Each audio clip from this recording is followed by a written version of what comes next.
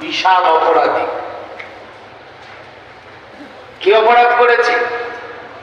আমাদের বলতেছে যে নরেন্দ্র মোদী বাংলাদেশের গেস্ট, জাতীয় প্রোগ্রামে আসবে, সে একটা রাষ্ট্রের প্রধানমন্ত্রী, আপনারা তাকে স্বাগত জানান। আমি বারবার বলেছি তাকে স্বাগত জানাতে পারবো না। কেন পারবেন না? আমি বলেছি তার দিকে তাকালে তার হাতে এবং দাঁতে গুজরাটের নিরীহ মুসলমানদের রক্ত লেগে আছে।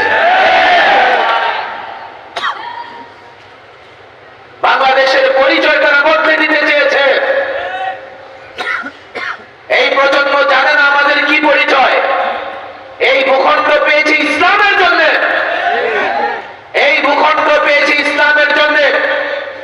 ভারত থেকে পাকিস্তান নামের একটা রাষ্ট্র গঠিত হয়েছে, একটাই উদ্দেশ্য ছিল এই